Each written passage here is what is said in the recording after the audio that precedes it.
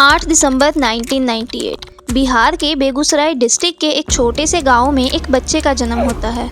उसका नाम रखा जाता है अमरजीत। माँ ने सोचा बच्चा बड़ा होकर उनकी ज़िंदगी बदल देगा। बाप को लगा शायद ये उनसे बेहतर ज़िंदगी जिएगा, लेकिन किसी ने ये नहीं सोचा था कि एक दिन यही बच्चा 3-3 खून कर देगा और छोटी सी उम्र में सीरियल किलर बन जाएगा। बेगूसराय का वो गांव बहुत छोटा और शांत था। कच्चे घर, खेतों के बीच से निकलती पतली गलियां और लोग जो एक दूसरे को सालों से जानते थे। यहाँ जिंदगी सिंपल थी। सुबह खेतों में काम, शाम को घर। गरीबी इतनी थी कि माँ बाप बच्चों पर ध्यान ही नहीं दे पाते थे। इस गांव में अमरजीत बड़ा हो रहा था। उसके माँ बाप मजदूरी करते, सुबह जल्दी घर से निकल जाते और शाम को वापस आते, और इसी दौरान अमरजीत ज़्यादातर वक्त अकेला रहता था। अमरजीत वैसे तो बाकी बच्चों की तरह ही था, लेकिन उसको ज़्यादा वक्त अकेला रहना पसंद था। न ज़्यादा बोलना, न ज़्यादा खेलना, एकदम शांत कोने में रहता था। लेकिन किसी को क्या पता था कि एक दिन यही शांत बच्चा एक सीरियल किलर बन जाएगा। तो कहानी शुरू होती है 2006 में, जब अमरजीत के घर में कोई नहीं था। उसके माता पिता काम पर चले जाते हैं और उसकी माँ अमरजीत को उसकी 6 साल की बहन का ध्यान रखने के लिए कहकर जाती है। पर उसे क्या पता था कि उसका सगा भाई ही उसकी जान ले लेगा। 8 साल का अमरजीत अपनी 6 साल की बहन को बहला फुसलाकर गांव के बाहर ले जाता है और वहां दूर ले जाकर उसको एक बड़े से नुकीले पत्थर से मार डालता है। एंड फिर उसकी डेड बॉडी को सूखे पत्तों के नीचे छुपाकर वापस घर आकर ऐसे बिहेव करता है कि जैसे कुछ हुआ ही नहीं। इस बात को गुजरे अभी 2-3 महीने ही हुए थे कि उनके घर से एक और छोटी सी लड़की गायब हो जाती है। लेकिन इस बार भी उनके घर वाले पुलिस को बताना ठीक नहीं समझते। उस छोटी सी बच्ची को भी अमरजीत मार चुका होता है।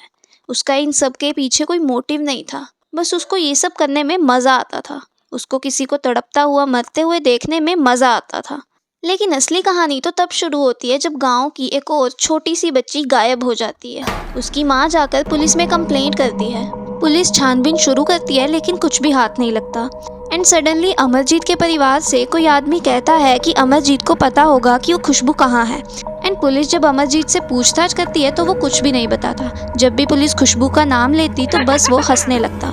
एंड पुलिस को लगता है कि वो उसके ऊपर टाइम वेस्ट कर रहे हैं और वो वहाँ से जाने लगते हैं। लेकिन तभी अमरजीत कहता है कि मुझे पता है खुशबू कहाँ है, मैं तभी बताऊँगा अगर मुझे एक बिस्किट का पैकेट दिलाओगे। And after that police Amarjeet को पुलिस स्टेशन लेकर जाती है। पुलिस स्टेशन में फिर से वही मांग कि पहले बिस्कुट का पैकेट दो, फिर बताऊंगा खुशबू कहाँ है। उसने बिस्किट का पैकेट ख़त्म किया और फिर बिना किसी गिल्ट के पुलिस को सब कुछ सच सच बता दिया कि कैसे उसने खुशबू को मारा और कहाँ उसने उसको दफना दिया है। एंड पुलिस को वो अपने साथ उस जगह भी लेकर जाता है जहाँ उसने खुशबू को दफनाया था।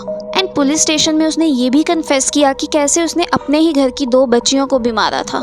And the disturbing part is वो सिर्फ 8 साल का एक बच्चा था।